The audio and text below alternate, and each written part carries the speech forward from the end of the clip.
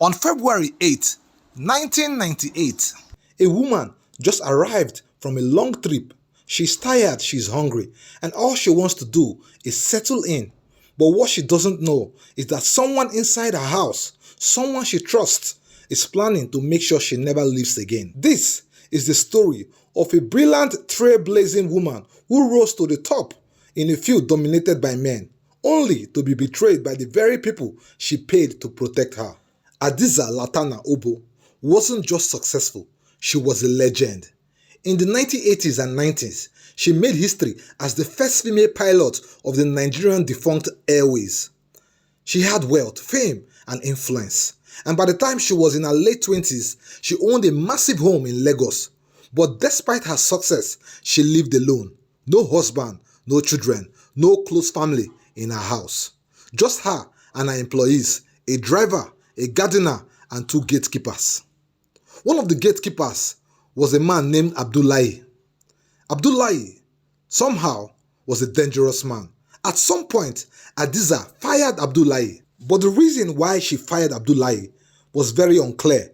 But maybe, just maybe, she saw something in him, something dark and evil.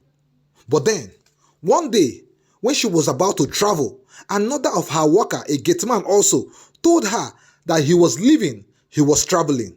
Hadiza had no choice. She needed someone to mount the gate.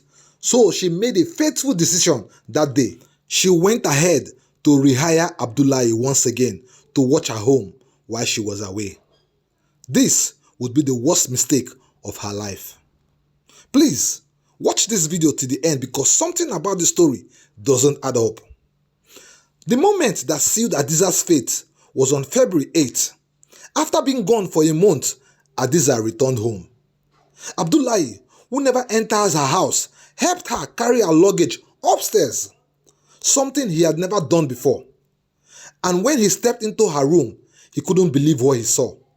There were piles of cash in different currencies laying on the bed, sofa and chairs, from dollars, pounds, jewelries, designer clothes, and many luxurious items. Abdullahi left that room, but his mind never did. He couldn't stop thinking about all the wealth he had seen, and that was when he made his decision. That night, as Hadiza prepared dinner in her kitchen, Abdullahi was at the front gate letting 2 other men in. 2 men he had secretly recruited for what they were about to do. Abdullahi went inside, hid in the backyard, waiting for the perfect moment to strike. He Nicodemously entered the kitchen, and from the back, he pounced on Hadiza, wrapping a rope around her neck and pulling tight. She fought, she scratched, she begged and struggled, but Abdullahi didn't stop. Her strength was no match for Abdullahi. Within minutes, Nigeria's first female airline captain was dead. But then, as you know, killing is always the easy part. The hard part is the cover-up. The shocking part of this act is that the 2 men Abdullahi recruited were Hadiza's current driver, Itoro, and her former gateman that was said to have resigned, named Peter.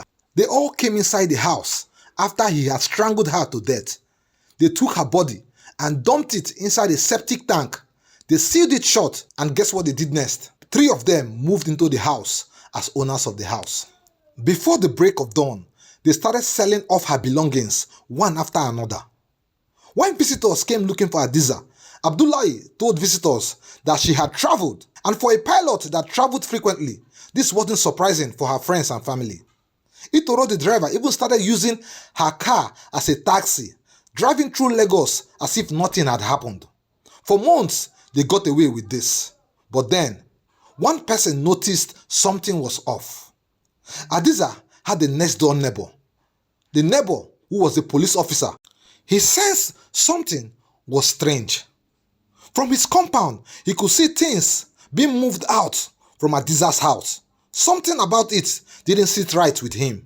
So one day, he walked over and asked them, "Where is your madam?" "She traveled," they said. But he wasn't buying it. Something doesn't add up here. So what did he do? He called for backup.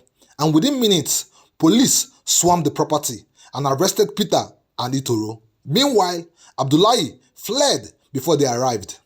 At first, the police thought it was just a case of theft, but then months passed and still no one had seen Hadiza. But here is where everything took a different turn. Hadiza's family, who were a little worried about their daughter, couldn't just sit back and wait for their daughter to come back. They went to the airline where she worked and made further inquiries. Surprisingly, they discovered that even her work and her work colleagues did not know the whereabouts of Hadiza. It was strange because most of the times when Hadiza traveled, it was work related.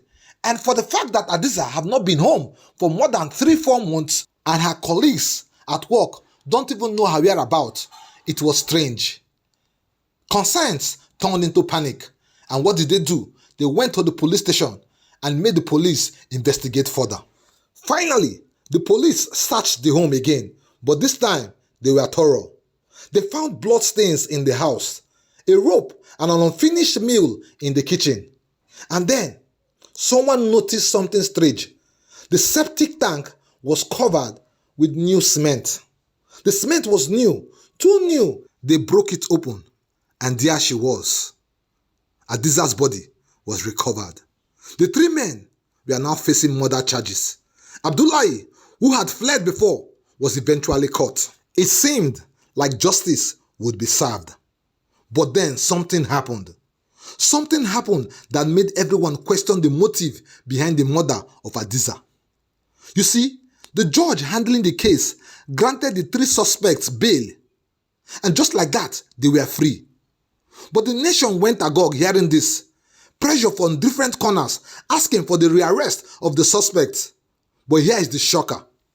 When authorities tried to track them down, they found out that the paperwork used to bail them were all fake. The names, addresses, and workplaces of the shorties that stood for the suspect were all fake. None of it was real. And just like that, they vanished. 24 years later, till this day, no one has ever found them. Now the question remains. Some say Hadiza's fate was sealed the moment she chose to stay alone. Others say it could have happened to anyone regardless of their marital status. But the main question is, as the first female and only pilot of the defunct Nigerian Airways then, was she a threat to a much more bigger establishment? From the way the suspects were set free, it sure looks like there was someone or something bigger at play. Why did Hadiza fire Abdullahi in the first place? Did she sense that her life was in danger? One thing is certain, the plot to murder the country's first female pilot didn't begin when Abdullahi saw the cash and jewelry. It had been in motion long before that. But the most heartbreaking part of this story is that the killers are still walking free, living their best lives to this day. And as things stand, we can't be sure Hadiza will ever get justice. If a national icon can be murdered without consequences, what hope is there for the ordinary citizen? Don't forget to like, share, and subscribe to our channel for more stories like this. And of course, leave a comment and tell us what you think.